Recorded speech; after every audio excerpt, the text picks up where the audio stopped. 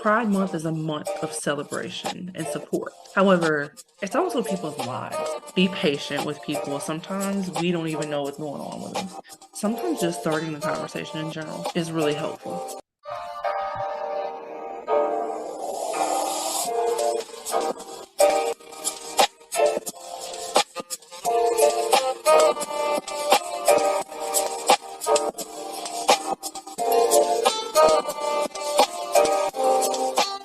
This is Rhea, and this is Just the Who of Us, where we talk about a range of topics, including life events, current events, spirituality, entertainment, family relationships, as well as answering listener questions and more. As we celebrate Pride Month, Tati and I will be talking today about how you can be a support person and or ally, as well as resources for support people and allies, as allies are an important part of Pride Month, as not everyone fits into the LGBTQ plus categories. However, it is still just important to have allies for support, recognition, inclusion, and things that people who aren't in the community can do to nationally, globally, locally support those who are in the community and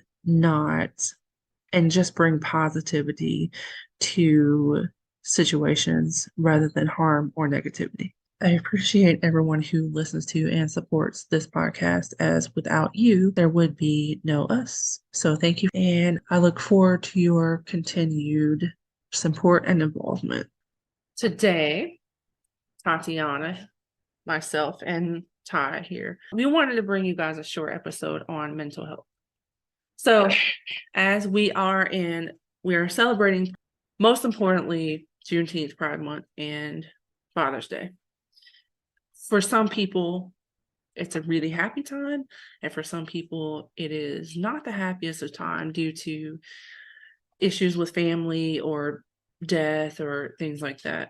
I know these last couple of weeks have been weird for me for a couple of reasons, mostly related to passing and things like that. But so I wanted to share a few tips for those of you who are watching who may have friends or family members struggling with their mental health during this time or any time really.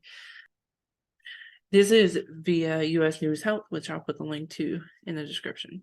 But the first one is to start a conversation. Sometimes we don't really know kind of where to start when it comes to having conversations with people that may be difficult or sad or provoke emotions. I know less commonly in kind of teenagers and kids, maybe not so much kids, because kids talk about stuff. They don't have a filter most of the time. If they see somebody looking or feeling a type of way, they're going to be like, hey, what's wrong with you? You know, but a lot of times with teenagers, it's a difficult conversation to have. If you see somebody who's struggling with something, you're kind of on the fence, right? Like, should I say something because I don't want to upset them, or I don't really know what to say. It can be kind of difficult. Or if you're not really close, maybe it's a coworker or something like that, you know, and you see them and you're kind of like, they look like they're going through it. You may or may not say something because you don't know what to say. Or you don't want to, you know, like you don't want to provoke emotion, especially if you're at work, you're not home, you know, something like that, school or something even. Sometimes just saying, hey, how are you? Or, hey, I'm here if you need me. Is there anything you want to talk about? That kind of stuff. Sometimes just starting the conversation in general is really helpful, because then they know, for one, somebody cares. And then they know too, oh, I actually do have somebody I can go to. Number two, listen. Once you start the conversation, make sure that you're paying attention. Don't be like me and let your ADHD brain distract you and start looking at something else. Make sure that if you start the conversation that you're actually listening to what they're talking to you about, because if not, obviously they may, you know, realize you lose interest and then they don't want to be a part of the conversation, or they're like, okay, you don't actually care. You just said something. Number 3, validate.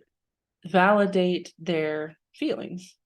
Validating, isn't you saying, oh yeah, you're right, you're wrong, I agree, I don't agree, whatever.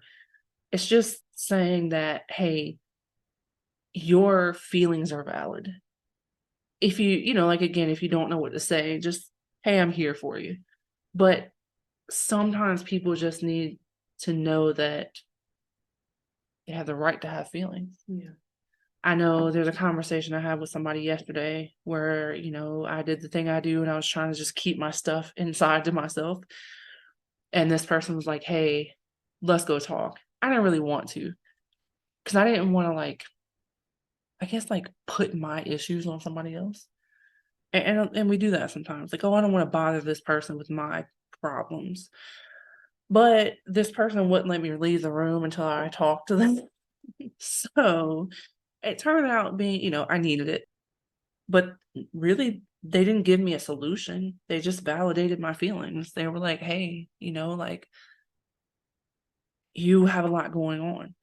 And, something happened that is difficult emotionally. And, like, you have the right to have feelings about that. And sometimes we just need to hear that. Like, I feel like inside I knew those things, but for somebody to point it out and tell me, it was like, oh, I get it. I have the right to have feelings. Give support. You can offer support. Again, just not even trying to give advice. You might not even have advice to give. You haven't been through this before, but just saying, like, hey, what can I do for you? What can I do to make you feel valid? What can I do to make you feel and realize, hey, like, you're allowed to have feelings? What can I do? I'm here. What can I do? And then maybe they don't know what you can do. But at that point, if they're like, I don't know, or there's nothing you can do or whatnot, try to help them come up with solutions. So, and don't be, like, forceful about it. If somebody's really like, no, leave me alone, then leave them alone. But most of the time, people just, we need somebody to talk to who might not even know it. Offering support in a way that's, like, coming up with a solution. Verbal support is important, but, like I said, they might not even know what you can do. Yeah.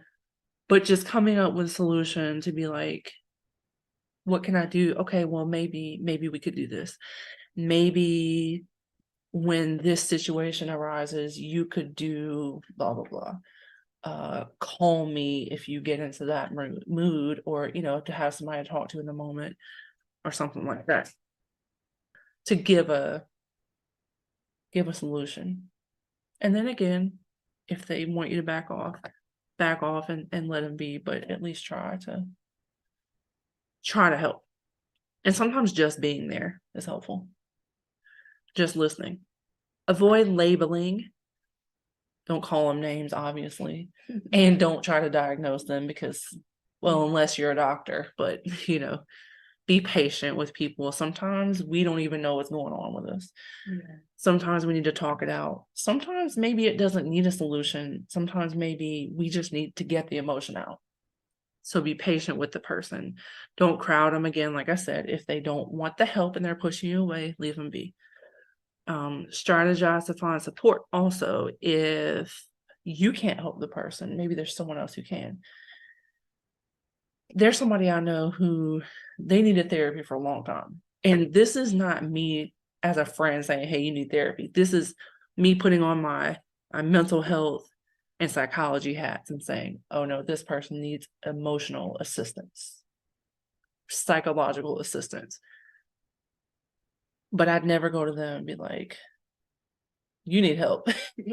Like, be mindful of what you say to the person. Don't say something that's going to make them feel worse. If a person does need, like, professional help, there's ways of suggesting it. Hey, I had blah, blah, blah issue going on, and I went to this person. I went to therapy. I went, this is what I did, and it was really helpful. Would you like me to send you the information? Yeah. Sometimes just giving people information, they don't know where to find it. And you can always say, oh, I can go on the internet and find anything, right? But like, I don't know these people on the internet. And a lot of people, just like this person, was like, I don't know a specific person to go to. So sometimes, and you can do that in a way that you're not judging them or offending them. Find support for yourself, because sometimes we try to help people and we need help ourselves. Don't ever try to diagnose people. Don't ever try to, be the therapist if you're not the professional. But make sure too that you kind of have yourself together in a sense of how you're presenting the information, how you're approaching the person and stuff like that before you try to send them somewhere. Know that mental health issues are treatable and supportable. Know that you and the person, if you're the person, know that you can get help. If you don't know where to get help, you can contact us and we will send you some reputable sources and information. Not just during this time, because I know, Pride Month is a month of celebration and support. However, it's also people's lives, right? Like these are people's lives that we are celebrating this month in multiple ways. Father's Day, Juneteenth, Pride Month. But then people go on living their lives 11 more months out of the year. So it's be a supporter, be an ally, be helpful, but do that all year round.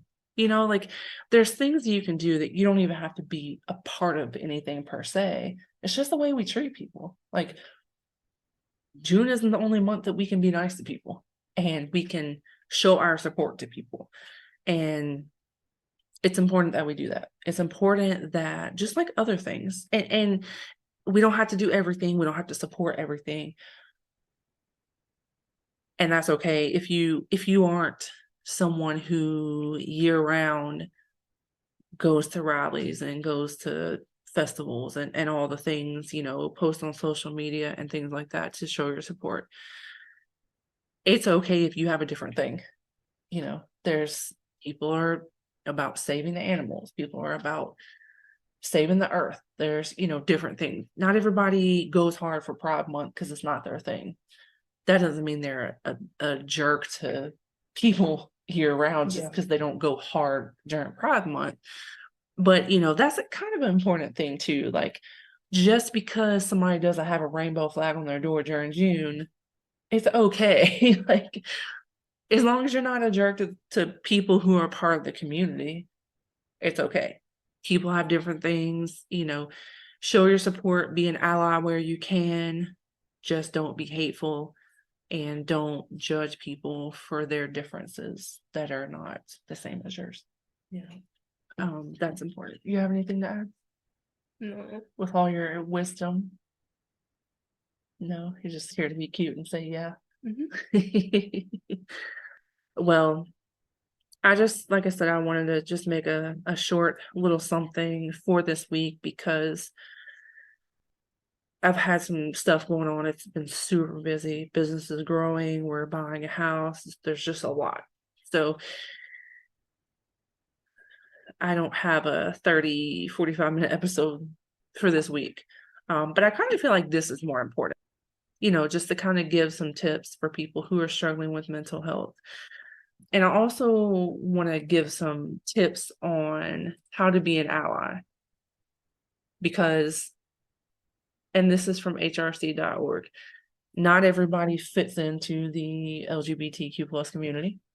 So if you're a straight person and you don't fit in, it's fine. You can still support people. You can still be an ally. So an ally is someone who, you may not be a part of that community or that organization or that cause, but you support it and you support the people in it. So hrc.org has a page on being an ally. It just kind of tells you what an ally is. It tells you what you can do. It explains to you what LGBTQ plus is, what it stands for, what it represents, and things. And it also points out that you can have more than one component to your identity. Like your identity, you're a female, you're a teenager, you are an American, those are part of your identity. So it's not just, oh, I'm Tatiana, and that's, we all have layers, and it's our identities are complex. It also breaks down what the letters stand for, some important definitions, a bit of history. There's a lot of information on here. Understanding identity, how to support someone when they come out to you. When someone says, hey, I'm gay, I'm bi, I'm this, any aspect, how it gives you examples of how to respond, which is important because, as we know, the facial expression or the first response somebody gives to you is kind of what sticks. Yeah. So you don't want to be that person who is responding in a way like, oh, or what? Or even like brushing it off like it's not important. If someone is coming to you and telling you something about themselves and their identity, it's important to listen to it, even if you can't relate. There's also questions you can ask. You can ask questions if you don't know, and you can do it in a respectful way. Hey, I don't really know much about this. I don't relate to this. Could you explain it to me? Dealing with feelings, ways to show support. So this is important for allies. When it comes to socializing, working with, and things like that, you can be an ally and a supporter. Some people, I've had people tell me, well, this is how I feel, but I don't want anybody to know because my friends, not my family, people wouldn't understand. And it's typically older people who, family members are set in their ways. They don't understand, so they judge and things like that. Create opportunities to bring people together. If somebody's coming out to you, create a friendly, a safe, healthy environment for them. If you have judgmental people, don't bring them around. There are certain situations you can't get out of at work and, where, or even socializing with friends and family where you can't necessarily leave or take yourself out of. I'm not going to have myself around people who are judgmental. So if somebody has a problem with me or you or whatever, cool. You don't have to be around me. But it's not that easy for everybody. Sometimes culturally, it's especially in other countries, it's a big thing. Not understanding and not participating. I've had somebody reach out to me from another country before and say, hey, I just wanted to see if I can get some advice because I am a woman who's attracted to women, but I live in this country. No one here would accept it. I'm scared. I don't know what to say. I don't know how to feel. I don't know what to do. I can't be myself. How do I tell my family? And all these questions, And so some people, it's not easy to just step out of the situation. But that's important. That's why it's important to have allies and supporters for people that you can talk to who can help you or recommend a professional resource. One question, will people think I'm LGBTQ plus if I support? And my personal answer, I'd like to be, who cares if they do? But again, I understand that culturally and, whatever, some people, it's not that easy to just say whatever. I don't care what you think. But by being an advocate and ally, you're showing people that it's okay to support people who are different from you. And that's the main thing to remember. The website also gives a glossary of terms and organizations as well as hotlines. And yeah, so that's that. I just wanted to share that as well, because there might be people out there who are saying, hey, I want to be an ally, I want to be a supporter, but I don't know how to, or I have this fear or whatnot. That's a really good resource. And so I hope that those two benefit you.